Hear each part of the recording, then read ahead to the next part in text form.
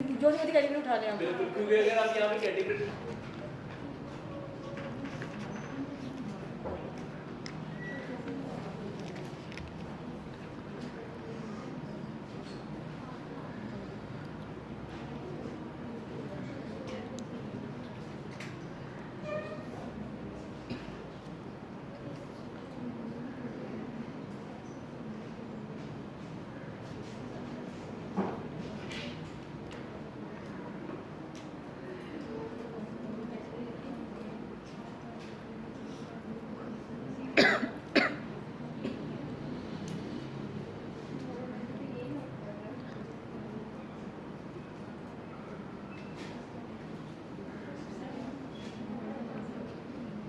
अच्छा, अगर ये नजर नहीं आ रहा, लाइट मैंने बंद करनी है, लाइट ऑफ कर दें।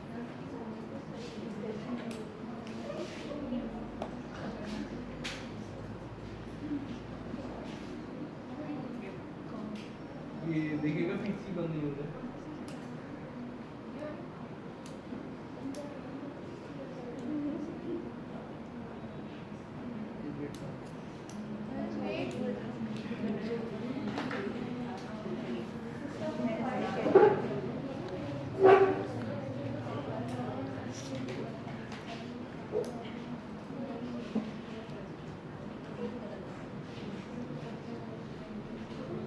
यहाँ तक याद है ना सब?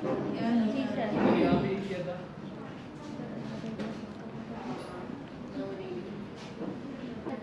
इसमें मेरा ख्याल है 4-5 क्वेश्चन कर सकते हैं, लेकिन इसमें यह था कि कभी-कभी ना इसके अंदर मसला आ जाता है। ये भी फौरन लॉग आउट कर रहा होता है, तो जो फौरन लॉग आउट करेगा।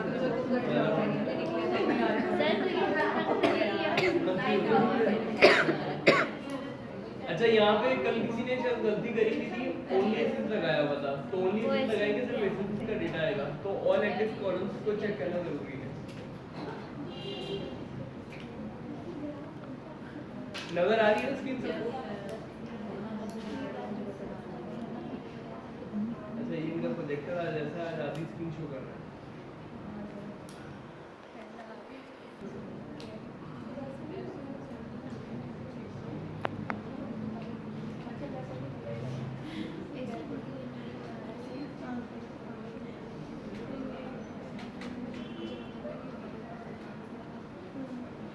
लाइट बंद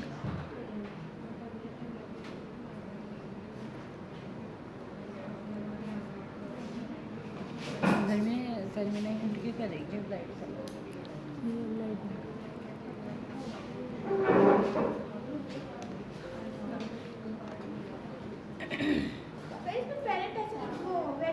हाँ मैंने पूछने लगी थी नहीं, इसको मैंने अभी कुछ भी नहीं किया। करना चाहे तो कर ले, नहीं करना चाहे तो नहीं करें। अभी तो मैंने इसलिए नहीं किया क्योंकि अभी तो आज हमारे आज हम लोग ऊपर की इतनी बंद करती हूँ।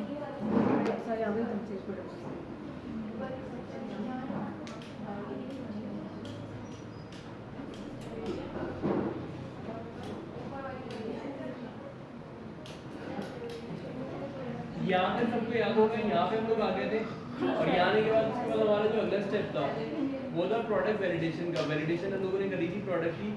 आज हम लोग खाली ये देखेंगे कि सप्लायर को किस तरीके से ढूंढते हैं और सप्लायर को ढूंढने के बाद FBA कैलकुलेटर किस तरीके से यूज करते हैं और किस तरीके से उसकी कॉस्टिंग कर सकते हैं। ठीक है, तो जब प्रोडक्ट वैलिडेशन हम लोग कर लेंगे ना, तो उसके बाद जो हमारी प्रोडक्ट्स निकलेंगी, तो ये जो काम अभी हम लोग कर रहे हैं इस वक्त, ये स्टेप इसके बाद होगा।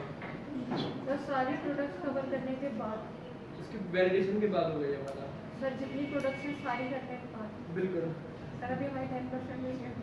अभी सारी आपको करनी भी नहीं पड़ेगी, क्योंकि अभी नेक्स्ट क्लास में मैं कोशिश करूंगा, वरना नेक्स्ट टू नेक्स्ट क्लास में अगर हमारे पास टूल आ जाता है स्कैनर लिमिटेड का, तो ये जितनी मेहनत है ना आप लोगों की, ये आधी हो जाएगी, ये बच जाएगी, इतनी लगेगी नहीं। लेकिन तरीके सारे मालूम होना चाहिए आपको, ताकि पता रहे कि वो क्या था।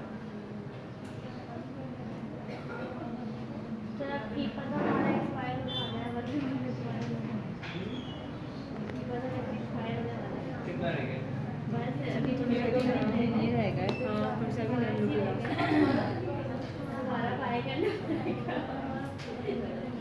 कीपा वैसे ऐसा टूल होता है।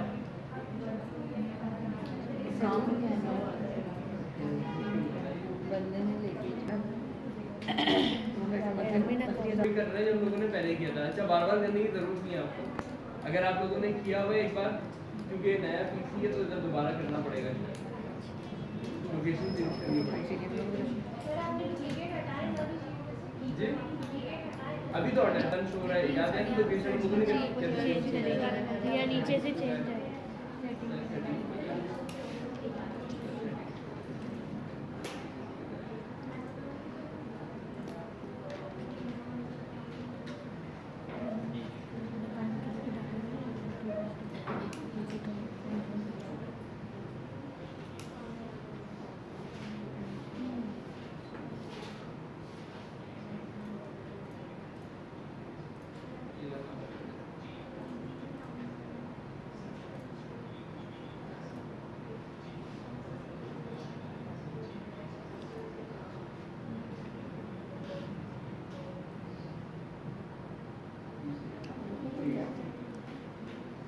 अच्छा, VPN लोकेशन चेंज करी और VPN ऑन कर दिया, ठीक है। अब हम लोग क्या करेंगे, हम लोग देखेंगे क्या बनाया था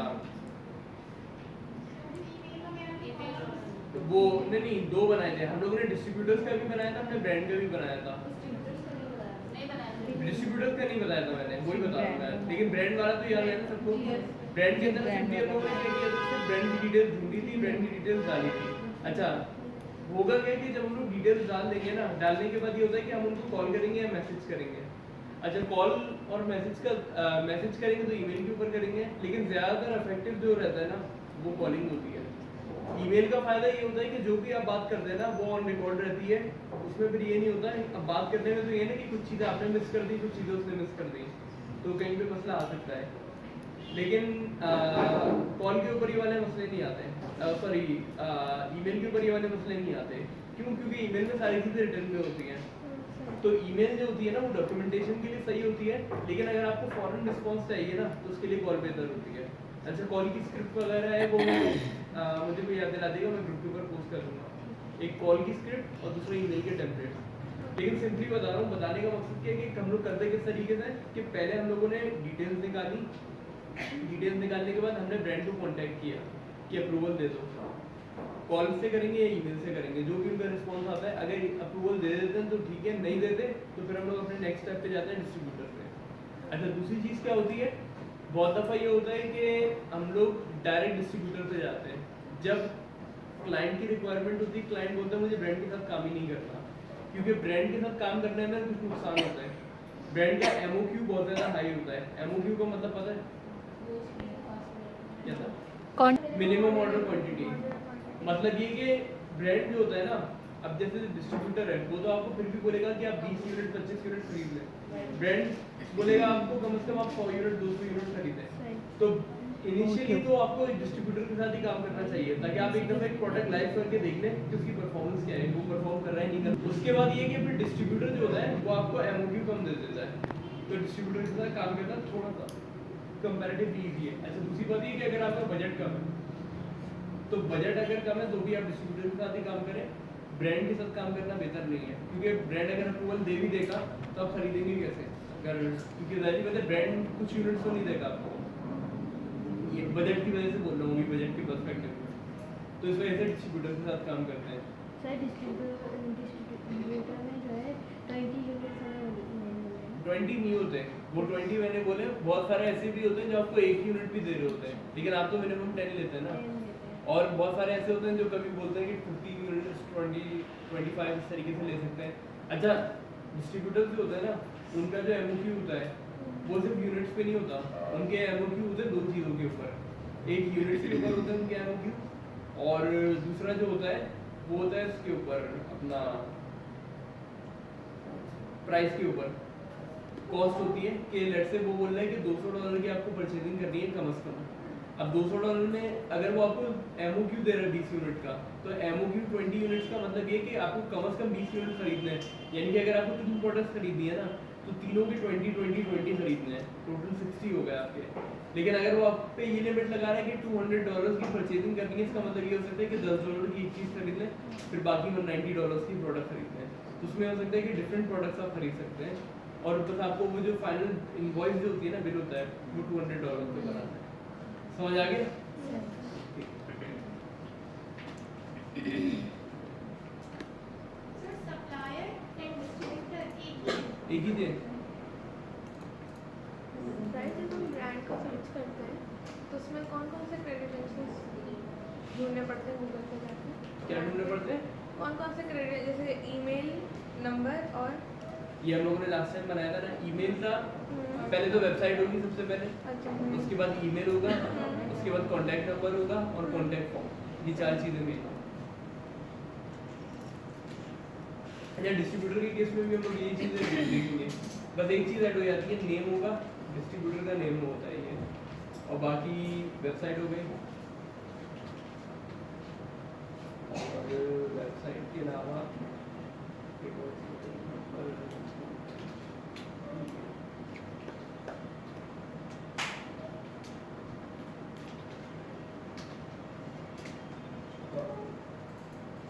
सर नेम क्या? डिस्ट्रीब्यूटर का नेम है। क्योंकि बहुत दफ़ा क्या होता है कि डिस्ट्रीब्यूटर की जो वेबसाइट होती है ना वो, और डिस्ट्रीब्यूटर का नेम अलग होता है। अब ब्रांड वाले केस में तो ये था कि जो ब्रांड का नेम था ऐसी बात है वही ब्रांड नेम है, क्योंकि ब्रांड में तो एक ही का काम कर रहे हैं ना। अब डिस्ट्रीब्यूटर जो होगा क्लीन स्किन क्लब का, लेट्स से जो प्रोडक्ट है इसका जो डिस्ट्रीब्यूटर होगा वो इसके नाम से थोड़ी बेच रहा होगा, वो तो किसी और के नाम से बेच रहा होगा, क्योंकि डिस्ट्रीब्यूटर है ना वो, तो ब्रांड का नाम थोड़ी इस्तेमाल करेगा। तो इसलिए ये होता है कि कभी कभी ना वेबसाइट से हमें मिलता नहीं है तो नाम ना अलग से हम लोग उसका रख लेते हैं, ये अलग से कॉलम बना लेते हैं ताकि हमें पता हो कि डिस्ट्रीब्यूटर का हम लोग काम कर रहे हैं। अच्छा, यहीं से हमने उठाया इसे।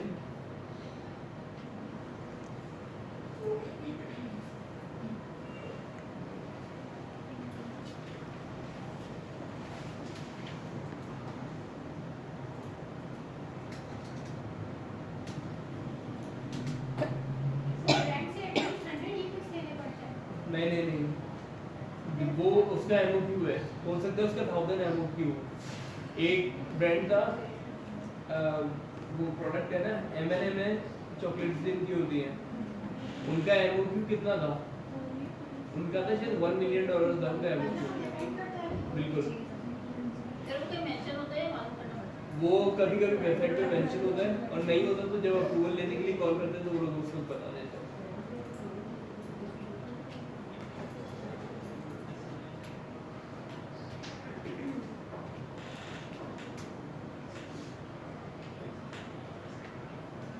अभी हमारे पास एक प्रोडक्ट आ गई है, ठीक है।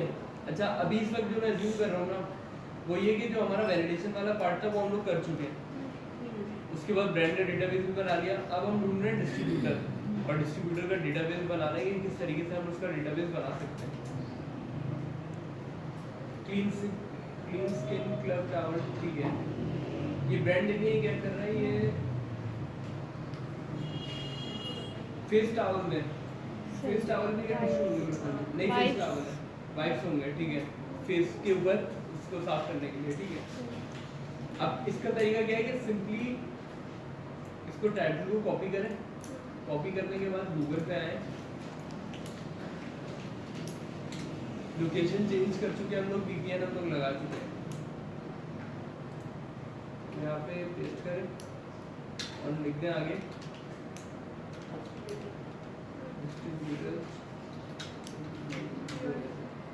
अच्छा, जरूरी नहीं है ये कीवर्ड लिखना है, हो सकता है पहले लिख दें डिस्ट्रीब्यूटर इन USA, या उसके बाद USA लिख दें। इस तरीके से कर करके ना कीवर्ड्स को थोड़ा सा चेंज करें, रिजल्ट्स थोड़े चेंज होंगे। अभी सर अगर हम VPN नहीं लगाएंगे तो रिजल्ट शो नहीं होगा, होगा। से लिखेंगे होगा, लेकिन VPN लगाने से ये होता है कि वो बहुत ज़्यादा स्पेसिफिक हो जाता है, तो रिजल्ट जो होता है ना बिल्कुल स्पेसिफिक शो होता है। जैसे ये पहली वाली वेबसाइट आ गई,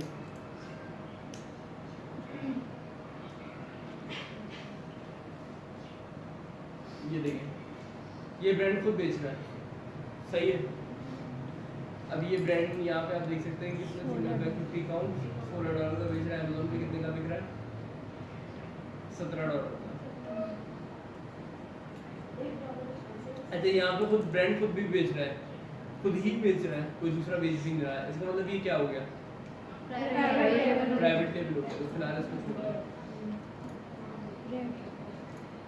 अगर हम लोगों ने वैलिडेशन करी होती ना पहले, तो ये सारी चीजें क्लियर हो जाती उसके सर तो अंदर। वैलिडेशन हो जाएगी तो वही प्रोडक्ट लेकर आएंगे जो हम लोगों ने रेड मार्क नहीं की होगी। बिल्कुल, क्योंकि वहाँ पे ये वाले मसले नहीं आएंगे ना जो अभी मसला आ रहा है।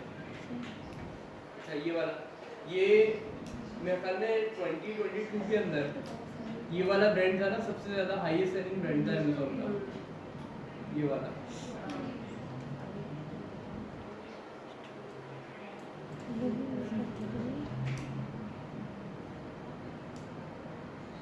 अच्छा लास्ट क्लास में या लास्ट क्लास में किसी ने सवाल पूछा था कि अगर बाय बॉक्स हो ही ना किसी लिस्टिंग के ऊपर तो हम क्या करेंगे, याद है कि बाय बॉक्स अगर हो ही ना, बाय बॉक्स अगर नहीं होगा ना तो यहाँ पे ऑप्शन आएगा सी और बाइंग ऑप्शंस का, ये मैं बोल रहा था।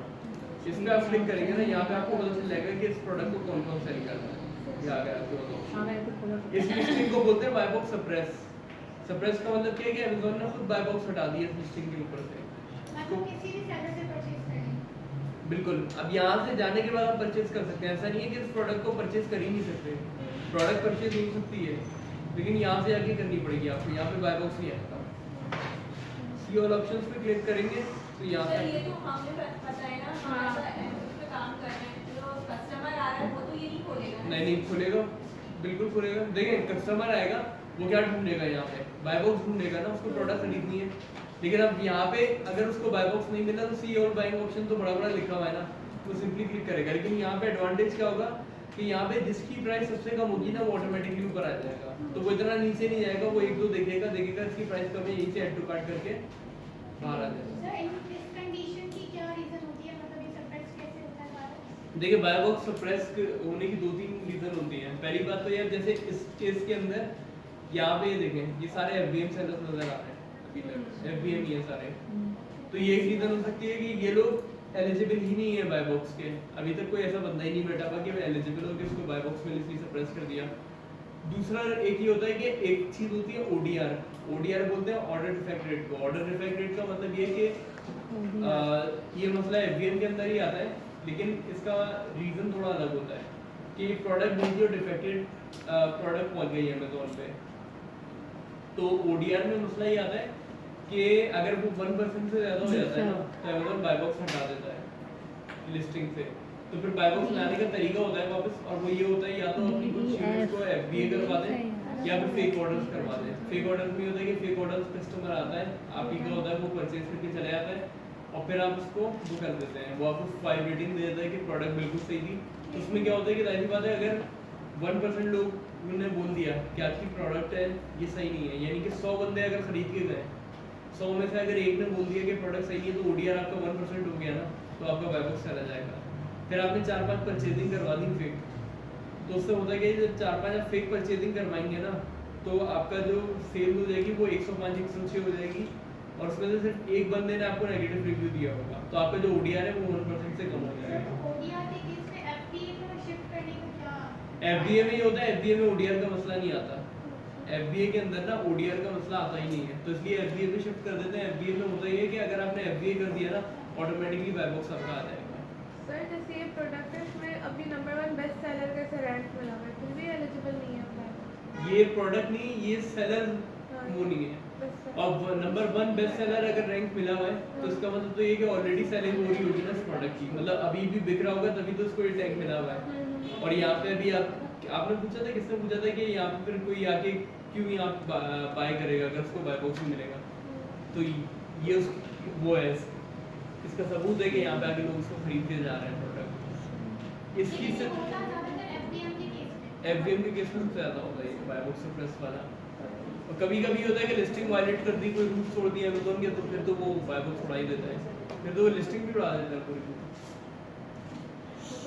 अच्छा यहाँ पे गए, कॉपी किया इसको हमने टाइटल को, फिर वापस इधर आए, पेस्ट करें, ऊपर लिखते हैं।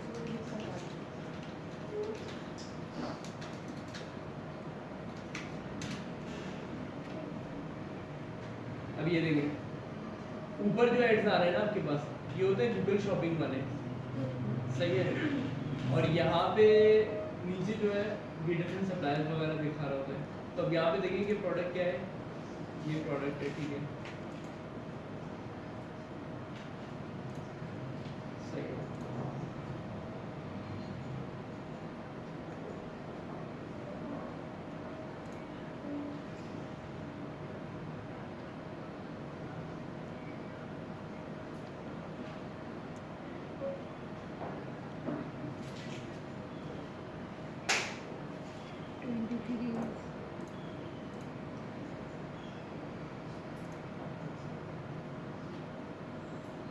अच्छा, अब इस केस में हम लोग क्या करेंगे, अब सबसे पहले हम लोग देखेंगे प्राइसेस को कि प्राइस क्या है।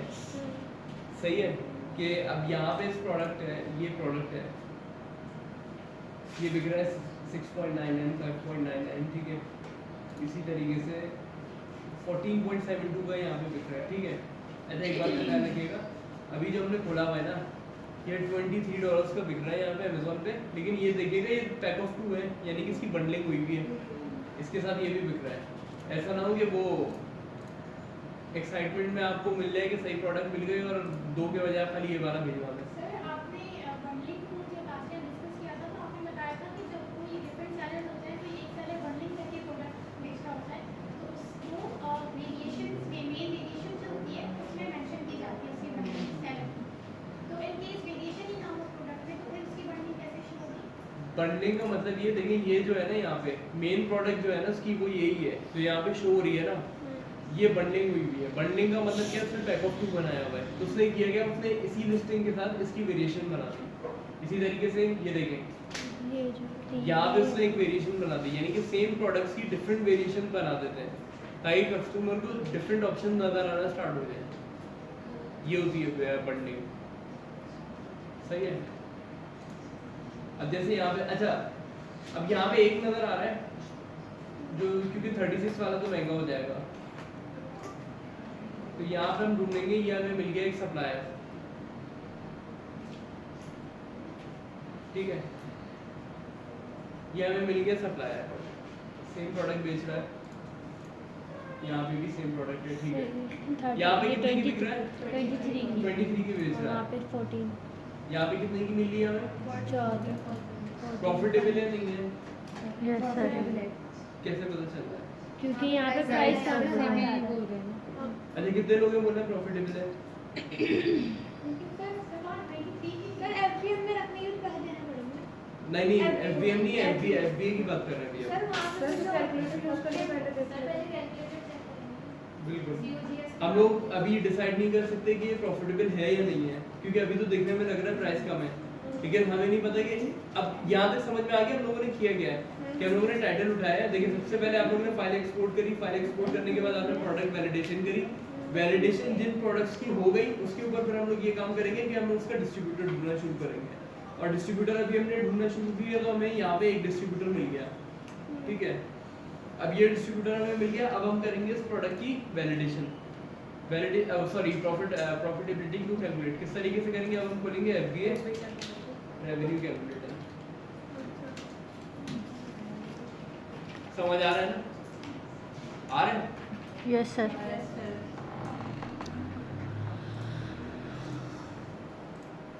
अब हम गए एफबीए रेवेन्यू कैलकुलेटर के अटेंडेंस हो गई आपको भी? अटेंडेंस शीट नहीं लेना पानी भी लेना।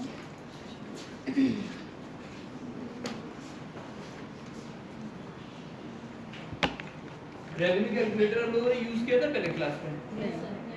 अच्छा ठीक है। अच्छा रेवेन्यू कैलकुलेटर के अंदर हम लोग करते क्या, यहाँ से सिंपली हमने उठाया पहले एसएन, ये टॉप पे जो एसएन आ रहा होता है इसको कॉपी किया। अच्छा एसएन याद होगा सबको, यहाँ पे भी मिलता है, नीचे भी मिल जाता है, यहाँ पे नीचे डिस्क्रिप्शन के अंदर।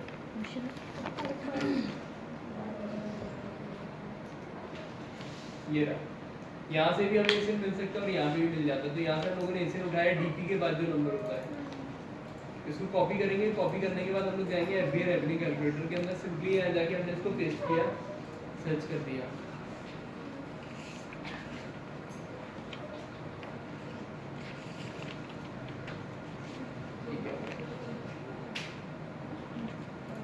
अच्छा एक बात का ख्याल रखिएगा, एरर अपनी तरफ से भी कभी कभी दे देता है, जैसे इस वक्त दे रहा है। अभी हम लोगों ने सिर्फ प्राइस को एंटर किया, लेकिन यहाँ पे देखिए प्राइस क्या शो कर रहा है, $1 है, बहुत कम शो कर रहा है। तो प्राइस यहाँ पे एक बार क्रॉस चेक कर लिएगा, प्राइस जो है यहाँ पे कितनी है, $23। अच्छा और इधर देखिएगा, हम देंगे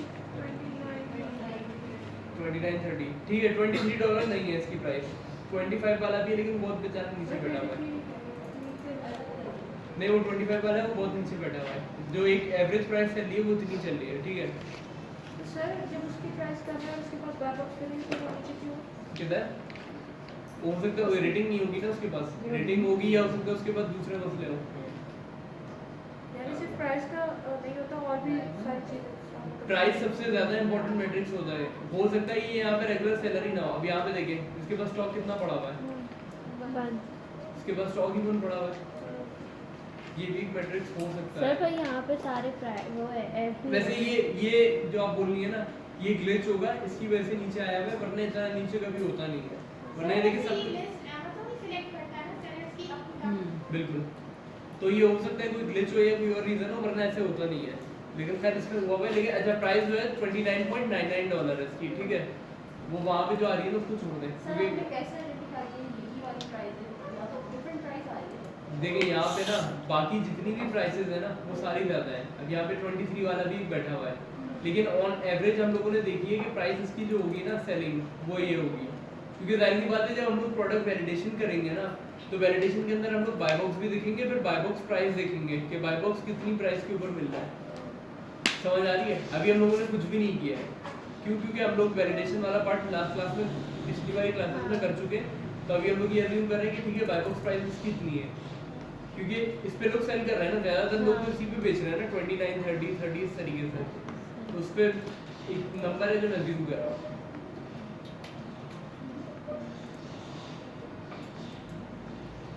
ठीक है, कितनी डाली प्राइस? 29.99, ठीक है। अब उसके बाद आएंगे यहाँ पे अपने सेलर पे। सेल ये समझ में आ गया ना, ठीक है। सप्लायर हमें क्या प्राइस ऑफर कर रहा है? 14.72 ऑफर कर रहा है। अब यहाँ पे आए कॉस्ट ऑफ गुड्स सोल्ड में डाला 14.72, ठीक है, हो गया। कितना दिखा रहा है नेट प्रॉफिट? और मार्जिन कितना दिखा रहा है? 14.28 सही है, 14.28%। प्रॉफिटेबल है या नहीं है? करना चाहिए नहीं करना चाहिए इसके साथ काम? प्रॉफिटेबल है, कौन कौन कह रहे हैं? तो सर आप सिर्फ वो कॉस्ट डालिए जो डिस्ट्रीब्यूटर में दे रहा है, इसके अलावा फिर दूसरी कॉस्ट कौन सी होगी? सर जो भी खर्चात होते हैं मजीद सर मिसलेनियस कॉस्ट भी बताई थी आपने। मिसलेनियस कॉस्ट कौन सी थी? सर जो ट्रांसपोर्ट वगैरह के और सही है, बिल्कुल सही है, ये चीज मैं बोल रहा था। देखें उसके बाद क्या होता है कि यहाँ पे हमने जो कॉस्ट डाली है, अभी हमने सिर्फ आइटम की प्राइस डाली है, और सेकंड चीज ये डाली है जो सप्लायर हमें दे रहा है। बीच में हमारी जो कॉस्ट लगेगी जिसके अंदर ट्रांसपोर्ट कॉस्ट आ गई, ठीक है, उसके बाद उसकी पैकिंग की कॉस्ट आ गई, लॉजिस्टिक्स की कॉस्ट आ गई, हैंडलिंग की जितनी भी आती है, तो उसको हम लोग अज्यूम करते हैं, जो ज़्यादातर हम लोग एक नंबर पे चलते हैं वो $2 कर लेते हैं उसको। $2 की $2 कॉस्ट होगी एक यूनिट के ऊपर। अब हमारा प्रॉफिट मार्जिन कितना आ गया? 2.28, और नेट मार्जिन कितना आ गया? 7.61 जी। नेट मार्जिन क्या होता है? नेट मार्जिन का मतलब ये कि नेट प्रॉफिट मार्जिन है ये, यानी कि सारे एक्सपेंसेस निकालने के बाद जो हमारे इन हैंड हमारे हाथ में आएगा ना प्रॉफिट, वो 7.61 होगा। इतना परसेंटेज हमारे सर पास ये हमने जो टू अज्यूम की है जी। मिसलेनियस कॉस्ट में, ये टू ही अज्यूम करते हैं। जी, ज़्यादातर इसको 2 करते हैं। कुछ लोग होते हैं जो लोग 3 कर लेते हैं, 4 कर लेते हैं, लेकिन वैसे अगर देखा जाए ना तो 2 से ज़्यादा कॉस्ट पड़ती नहीं है ये वाली। सर इसमें रेफरल फी वगैरह जो है वो भी शो हो रही है। नहीं रेफर फी ऊपर है जी ये शो हो रही है ऑलरेडी। जी ये प्राइस बढ़ानी है। जी, तो यानी कि इसको कैलकुलेट करने के बाद ही वो मार्जिन देगा। बिल्कुल बिल्कुल सर जितनी ज़्यादा प्राइस बढ़ाएंगे मिसलेनियस के हमारा प्रॉफिट मार्जिन कम होगा। उतना कम होता रहेगा। अब इसको अगर 2 से बढ़ा के आप 3 कर दें, अब प्रॉफिट कितना बच गया? 1.28। चलें इसको 3 इस वक्त अज्यूम कर लेते हैं, सही है, 3 अज्यूम कर रहे हैं। अभी हमारे पास प्रॉफिट कितना है? 1.28, और यहाँ पे नेट मार्जिन कितना है? 4.27। इस प्रॉफिट के साथ हमें काम करना चाहिए या नहीं करना चाहिए? अच्छा पहली बात तो ये जो 2 वाला नंबर मैंने अज्यूम किया है ना, तो 2 के अंदर काम हो जाता है, 2 से ऊपर नहीं जाता। उसकी वजह ये है कि सारी चीज़ें इसी के अंदर, अब जाहिर सी बात है, अब देखने में तो $2 आपको बहुत कम लग रहा है, कितनी छोटी अमाउंट में कैसे काम हो जाएगा। लेकिन बात ये है कि जब भी आप यूनिट खरीद रहे होंगे, आप कम से कम 25-30 यूनिट 30 यूनिट भी अगर आप खरीद रहे हैं तो सब पे निकालना सब पे $2 लगेगा। 30 का मतलब है $60 लग गए, तो $60 के अंदर आपकी प्रेप भी हो जाएगी, साथ के अंदर आपकी ट्रांसपोर्टेशन भी हो जाएगी, बल्कि इससे कम में ही हो जाएगी। सर हम नेट मार्जिन को देखेंगे। नेट मार्जिन को देखेंगे, वैसे लोग आरओआई को देखते हैं, ज्यादातर लोग जो देखते हैं ना आरओआई, आरओआई का मतलब होता है रिटर्न ऑन इन्वेस्टमेंट। मैं आरओआई को नहीं देखता, मैं नेट मार्जिन को देखता हूँ। आरओआई का मतलब ये होता है कि आरओआई के अंदर सिर्फ वो ये देखता है कि आप कितने पैसे लगा रहे हैं और आपके हाथ में कितने पैसे आ रहे हैं, यानी इन्वेस्टमेंट के बाद आपको कितने रिटर्न मिल रहे हैं, उससे कंपेयर करता है। नेट मार्जिन के अंदर हम ये देखते हैं कि फाइनली आपके हाथ में कितने पैसे आ रहे हैं सारी कॉस्ट लगाने के बाद। सर तो इसमें डिफरेंस क्या होगा, मतलब उनके हम आरओआई देखें। देखिए बहुत सारी कॉस्ट ऐसी है, बहुत सारी कॉस्ट ऐसी है जो आप अपने पास से पे नहीं कर रहे, जैसे रेफरल फी है ये वाली 4.5 आरओआई के अंदर ये इंक्लूडेड नहीं होती। क्यों? क्योंकि ये वो कॉस्ट है जो कस्टमर पे कर रहा होता है। ये मतलब ये आप अलग से तो पे नहीं कर रहे ना अमेज़न को, जब ऑर्डर आएगा तो अमेज़न इस प्राइस में से ऑटोमेटिकली इसको डिडक्ट कर लेगा। यानी कि टैक्स वगैरह की तरह का समझ लीजिए टैक्स ये अमेज़न की फीस है, लेकिन अगर इसको टैक्स के पर्सपेक्टिव में समझेंगे तो ठीक है, सही है। तो यहाँ पे हम इसको इस तरीके से समझ सकते हैं। अच्छा अभी हमारे पास नेट प्रॉफिट कितना आ रहा है 1.28, नेट मार्जिन कितना है 4.27। इसके साथ हमें काम करना चाहिए नहीं करना चाहिए? पर पीस नेट मार्जिन पर पीस है, करना चाहिए नहीं करना चाहिए? अच्छा नई वाले कितने कम है? एक्चुअली मार्जिन कितना मार्जिन चाहिए तो जो बता रहा है ना के हमारे साथ है। वो तो मैं बता दूंगा फिर जवाब भी हो जाएगा। सही है, काम है शायद, अच्छा। काम है, नहीं करना चाहिए, सभी ये बोले नहीं करना चाहिए। अच्छा देखिए मार्जिन जो है इसका कम है और इसके साथ काम नहीं करना चाहिए, लेकिन कभी भी आपके पास जब नया अकाउंट आता है ना हाथ में, नया अकाउंट हो क्लाइंट भी नया हो, उस केस में हम काम कर लेते हैं। काम क्यों कर लेते हैं? देखिए नया अकाउंट होता है ना, सबसे पहली चीज होती है बिजनेस के अंदर ना कभी भी ऐसा नहीं होता कि देखिए कोई भी बिजनेस होती है, भले अगर कोई इंसान छोटी सी दुकान भी खोल के खड़ा हुआ होता है ना, वो पहले दिन ये सोच के नहीं आता है मार्केट के अंदर कि मुझे पहले दिन ही प्रॉफिट करना है। इसी तरीके से अमेज़न का बिजनेस भी है। अमेज़न पे पहले दिन आप कभी भी नहीं सोचते कि पहले दिन मुझे प्रॉफिटेबिलिटी करनी है और पहले दिन ही पैसे कमाने हैं। स्टार्टिंग में आपको अकाउंट को चलाना होता है, अकाउंट की जो एक हिस्ट्री होती है ना उसको बनाना होता है, इसको कहते हैं सेल्स हिस्ट्री को बनाना।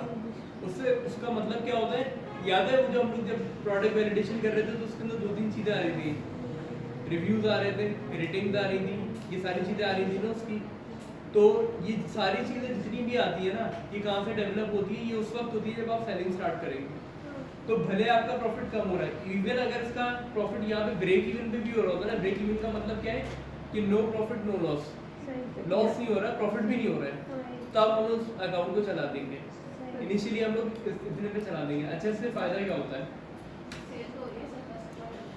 पहली बात तो ये देखिए इसके दो फायदे होते हैं। पहली चीज तो ये होती है कि अगर आप इसको देखते हैं सेलर के पर्सपेक्टिव से, तो आपका अकाउंट होता है उसके ऊपर एक सेल्स हिस्ट्री बन रही होती है, तो उसके पास एक एडवांटेज हो जाता है।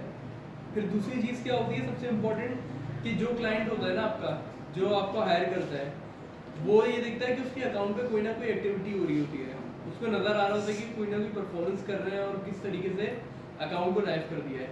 तो ये भी दो चीज़ें होती हैं, क्योंकि एक चीज़ होती है देखें क्लाइंट को ना हमेशा सिर्फ रिजल्ट्स डिलीवर नहीं करते, कभी कभी क्लाइंट की थोड़ी सी साइकी से भी खेलना पड़ता है। साइकी से खेलने का मतलब ये कि उसको नज़र आ रहा है कि कुछ काम कर रहे हैं। आप एक मिसाल दे रहा हूँ, अगर आप अपने किसी भी कंपनी में किसी भी ऑर्गेनाइजेशन में ऑफिस में बैठे हुए हैं, आप लोग बहुत मेहनत कर रहे हैं, सही है, लेकिन आपका काम है आप 2 घंटे में 8 घंटे का काम खत्म कर देते हैं। आपको एंड में ना जो आपका बॉस होगा ना वो यही ताना मारेगा तुम करते ही क्या, तुम कुछ नहीं करते, लेकिन आप कुछ भी नहीं करते, आप बिजी होकर बैठे रहते हैं, लेकिन आप शो कराते हैं कि मैं बड़ा काम कर रहा हूँ, तो आपको सब अप्रिशिएट करते हैं, सही है। मैं एक वो थी ऑयल कंपनी थी, जब ग्रेजुएट होके मैंने वहाँ पे ज्वाइन किया था, तो वहाँ पे उन्होंने ना वर्क लोड था, अच्छा वहाँ पे थोड़ा सा ना माहौल बड़ा वो अजीब सा था, मतलब जैसे गवर्नमेंट ऑफिस वाला होता है ना वो वाला था। तो एंड अच्छा और उसके बाद ये था कि फाइनेंस वाले सप्लाई चेन मेरा डिपार्टमेंट था, फाइनेंस के काम भी दे देते थे। तो फिर बाद में मैंने शुरू किया कि मैं अपनी डेस्क पे ना पेपर फैला देता था बहुत सारे, मैं मजे से बैठा रहता था और लोग को लगता था काम कर रहे हैं। तो काम करना अलग बात है, काम दिखाना अलग बात होती है। बताने का मकसद ये है कि ज़रूरी नहीं है कि आप हर बार काम करेंगे, लेकिन दिखाना भी पड़ता है। तो उसके लिए ये चीज़ जो है ना इम्पोर्टेंट है, लेकिन इसका मतलब ये नहीं है कि आप 6 महीने अकाउंट क्लाइंट का अकाउंट है वो चले जा रहा है, 6 महीने साल ऊपर हो गया और आप इतने प्रॉफिट पे चले जा रहे हैं। क्योंकि जाहिर सी बात है जब एंड में उसके पास पेमेंट का टाइम आएगा तो वो देख के उसको समझ तो आ जाएगा ना कि $200 ले रहा है और सेल $20 की कर रहा खाली। तो ये सारी चीज़ें उस वक्त मैटर करती है, लेकिन इनिशियली हम इस केस के अंदर यहाँ पे जा सकते हैं। तो सर क्लाइंट की बात अलाउ करता है कि आप प्रॉफिट ना दो लेकिन आप काम बिल्कुल कर सकते हैं। अगर क्लाइंट कभी क्वेश्चन करे आपसे कि ये क्या कर रहे हैं आप, क्या प्रॉफिट क्यों नहीं हो रहा, तो बोले इनिशियली नहीं होगा प्रॉफिट, क्योंकि इनिशियली हम आपका अकाउंट स्टेबल करने की कोशिश कर रहे हैं ताकि ये जो कॉस्ट बर्न कर रहे हैं तो ये किस स्टेज का करने देखिए पहली बात तो ये बर्न नहीं कर रहे। दूसरी बात ये कि देखिए बर्निंग का जो कॉन्सेप्ट होता है, बर्निंग का मतलब ये कि आप पैसे लगाए जा रहे हैं खाली अपनी पास से लगा रहे हैं, इधर आपका कोई लॉस नहीं हो रहा। अगर आपको प्रॉफिट नहीं हो रहा ना तो लॉस भी नहीं हो रहा, पहली बात है ब्रेक इवन पे है। दूसरी बात ये कि ये इनिशियली हम लोग करते हैं ताकि हमारा रिव्यूज जनरेट हो जाए। देखिए सेलर के जब रिव्यूज आएंगे ना, जब आपके मैंने एक बात बोली थी कि अमेज़न जो होता है वो प्रोडक्ट को और सेलर को दोनों को अलग अलग ट्रीट करता है। तो अगर आपके पास सेलर के रिव्यूज आना स्टार्ट होंगे ना, तो जब आप आगे जाके दूसरे प्रोडक्ट्स को सेल करना स्टार्ट करेंगे ना, तो उन रिव्यूज का एडवांटेज वहाँ पे भी होगा, वहाँ पे भी आपको इजीली बाय बॉक्स मिलना स्टार्ट हो जाएगा। तो ये इसलिए इम्पोर्टेंट होता है। सर आपने कहा कि आप ROI को फोकस करते हैं। ROI को नहीं, नेट नहीं प्रॉफिट करते हैं। ROI को करते हैं, लोग करते हैं। मैं हाँ आप जो है ना खाली कैसे तो स्टॉक को कैसे करता है? ROI का देखिए, ROI का एग्जैक्ट फॉर्मूला तो इस वक्त मेरे माइंड में नहीं आ रहा, लेकिन ROI के अंदर इतना मुझे याद है, ये जितनी भी फीस आ रही है ना ऊपर वाली, ये इंक्लूडेड नहीं होती ROI के अंदर। इनिशियल कॉस्ट दे इनिशियल लीड कॉस्ट जो कॉस्ट आपकी अपनी जेब से लग रही होती है ना, यानी कि जिसको आप खुद एज अ एक्सपेंस ट्रीट कर रहे होते हैं, वो उसके अंदर आता है ROI के अंदर। क्यों? क्योंकि आपने जितनी इन्वेस्टमेंट करी है उसका आपको क्या रिटर्न मिल रहा है, बस ये इसकी लॉजिक है। ठीक है, सर नेट मार्जिन कितना होना चाहिए, जैसे कि स्टार्टिंग का ये कम है? नेट मार्जिन जो होता है वैसे 10 to 15% होना चाहिए। अच्छा अभी 10 to 15 बोलते हैं, लेकिन ज़्यादा लोग जो है ना वो 10 to 12 पे काम कर रहे हैं, वरना 10 to 15 होना चाहिए। एक टाइम का होलसेल के अंदर ही नेट मार्जिन 20 to 25% भी होता था, लेकिन अभी तकरीबन 1.5 साल से 2 साल से ना 10 to 15% के ऊपर चल रहा है।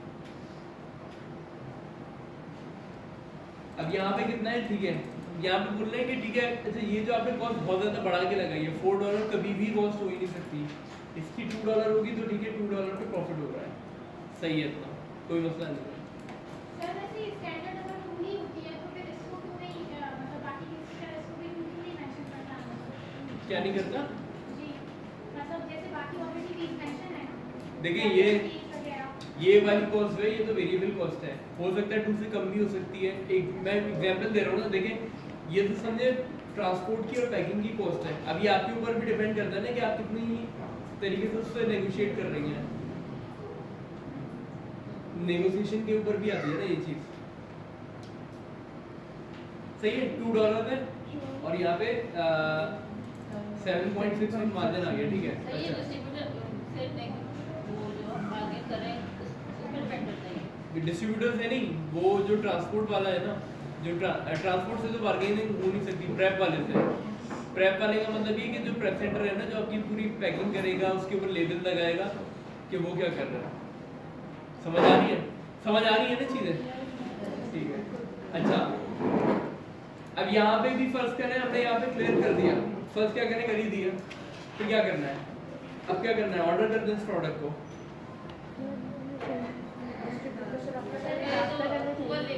अच्छा नहीं, देखिए इस केस में ना हमें अप्रूवल की ज़रूरत ही नहीं है, क्योंकि यहाँ पे हमें डायरेक्ट ऑप्शन दे रहे हैं एड टू कार्ट का। अगर एड टू कार्ट का ऑप्शन डायरेक्ट दे रहा हूँ ना, फिर अप्रूवल लेने की ज़रूरत नहीं है, फिर डायरेक्ट एड टू कार्ट करें। अप्रूवल का मतलब ये क्या, सबकी अटेंडेंस हो गई ना। अप्रूवल का मतलब ये कि हमें अलाउ कर दो और हम इस प्रोडक्ट को खरीद के रीसेल करना चाहते हैं, लेकिन यहाँ पे वो उसने खोला हुआ है, पूरी वेबसाइट ओपन है कि आप आए आके बाय करें और निकल जाएं, तो हमें ज़रूरत ही नहीं है इसमें, इस केस के अंदर। सर हम यहाँ से लेकर अगर जाएंगे तो हमसे Amazon की से अप्रूवल मांगता है ना? क्या Amazon की से अप्रूवल मांगता है? अगर अमेज़न हमसे अप्रूवल मांगेगा ना इस केस के अंदर, तो देखिए जब हम एड टू कार्ट करके बाय नाउ करेंगे, बाहर आएंगे ना, तो ये हमें एक इनवॉइस देगा, जो हमारा बिल होगा, वही बिल हम अमेज़न को सबमिट करा देंगे, हमें अप्रूवल मिल जाएगी। इसमें हमें कांटेक्ट करने की जरूरत ही नहीं है। इसमें ज़रूरत नहीं है इस केस के अंदर। क्या करें फिर, बाय कर लें? इसमें इनिशियली हम कैश यूनिट्स ऐड करके और फिर उसका अप्रूवल इनवॉइस 10 भी कर सकते हैं, 20 भी, जितने भी हो। ठीक है, so इसमें कोई भी वो शो करती है कि आपको 10 लेने हैं, 20 लेने हैं। वो उसने कुछ भी शो नहीं करा है, वो मैंने बोला था कि कुछ होता है अलाउ कर देते हैं, इसके इसमें वो अलाउ कर रहा है। एक पीस डोनेट सही है, बाय कर लेंगे। अच्छा, स्टार्टिंग की क्लास के अंदर मैंने एक बात बताई थी आप लोगों को, मैंने बोला था ठीक है प्रोडक्ट देख लिया, सब कुछ देख लिया आपने, एक लास्ट चीज, एक सबसे इम्पोर्टेंट फैक्टर था कि डिस्ट्रीब्यूटर होना चाहिए और डिस्ट्रीब्यूटर ऑथराइज होना चाहिए। सही है। अब यहाँ पे आपकी सारी चीजें क्लियर हैं, सब कुछ क्लियर है, कोई मसला नहीं है।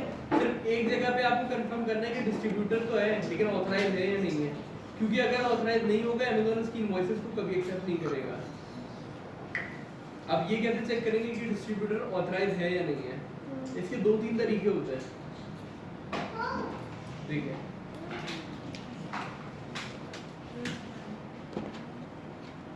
अच्छा, यहाँ पे ये है trustpilot.com, ये एक वेबसाइट है। ट्रस्टपाइलट सुनी हुई किसी ने पहले?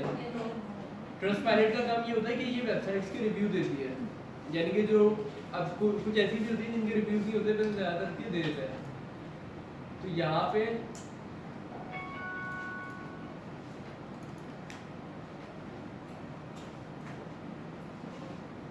सही से Amazon को उसकी यूएसए की वेबसाइट के रिव्यू देख।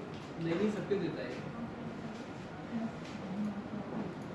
सर इसमें फेक रिव्यूज भी तो आ सकते हैं कि अकाउंट बनाए और अपने रिव्यूज जनरेट करें। फेक भी होते हैं, रियल भी होते हैं, दोनों होते हैं। फिर दूसरा तरीका, अब इस पे तो रिव्यू ही नहीं है, फेक और रियल तो छोड़ो, इस पे तो जीरो रिव्यू है। तो ये क्यों हुआ?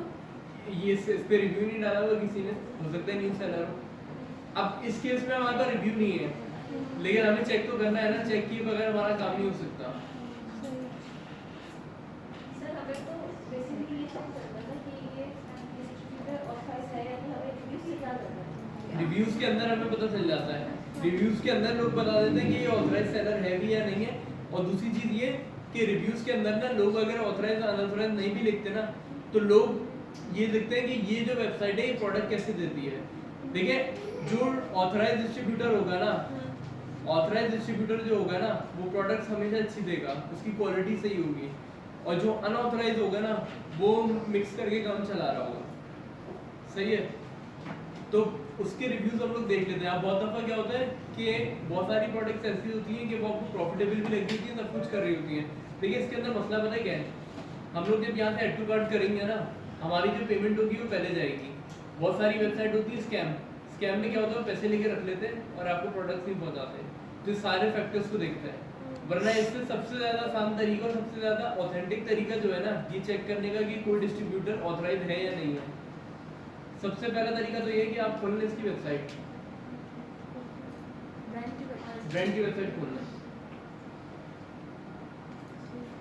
और यहाँ पे देखेंगे, यहाँ पे कहीं पे वो डिस्ट्रीब्यूटर का डेटा शो करा रहा है या नहीं करा रहा। सर डिस्ट्रीब्यूटर को कोड नंबर होता है? डिस्ट्रीब्यूटर का कोड नहीं होता, या अगर किसी ने ब्रांड ने खुद से दिया हुआ तो बात अलग है, वैसे होता नहीं है। अच्छा, वेयर टू बाय पे रिटेलर शो करेंगे।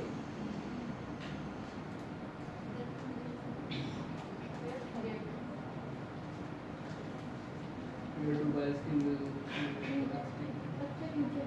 कहाँ पे? सर ये पहले वाले भी उनको नहीं, वेयर टू बाय पे ये वही वाले जो ऊपर हम लोगों ने देखा था, इसके अंदर वो होता है आउटलेट्स। नहीं, ये रिटेलर होते हैं सारे, ये B2B वाले नहीं होते।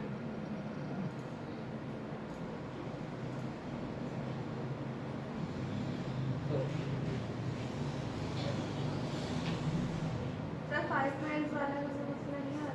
कौन सा वाला? ऊपर सब 5 माइल्स। नहीं, वो सब रिटेलर्स हैं। अगर ये वाला मसला हम हटा भी देंगे। अच्छा, यहाँ पे भी हमें डेटा मिल नहीं रहा। अच्छा, बहुत कम वो होता है, केस होता है कि हमें डेटा मिल जाता है। तो सबसे ज़्यादा ऑथेंटिक तरीका और सबसे ज़्यादा इजी तरीका जो है ना, वो यही है कि यहाँ कॉन्टैक्ट अस पे क्लिक करें। क्लिक करने के बाद यहाँ पे जाए नीचे, नंबर निकालें इसका। और इससे पूछने कि आपके ऑथराइज्ड डिस्ट्रीब्यूटर कौन से हैं? नहीं, कौन सा नहीं है, कॉन्टैक्ट अस ऊपर का है नहीं होगा तो दूसरी तरीके से निकाल लेंगे। एक मिनट एफपी का ये सेकंड वाली में कांटेक्ट कर फर्स्ट वन क्लिक कर ये इसी पे तो क्लिक किया था ये कोई तो खराब है। कोई आया है।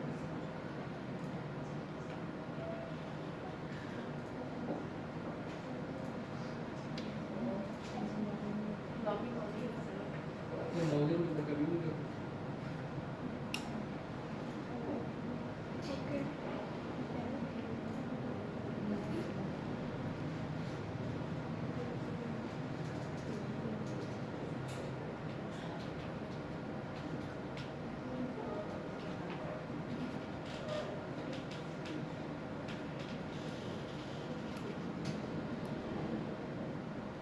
ये आ गया। अच्छा ये इसका मतलब पता है ना ये नंबर ही है किस तरीके से डायल होगा ये कीपैड वाला जो फोन होता है ना उसमें जो एबीसी होता है तो समझे ये 2 हो जाएगा। उसके बाद ये समझ नहीं आया जैसे मैसेज टाइप करते हैं ना उसके ऊपर जिस तरीके से करते हैं तो नंबर्स का यही होगा।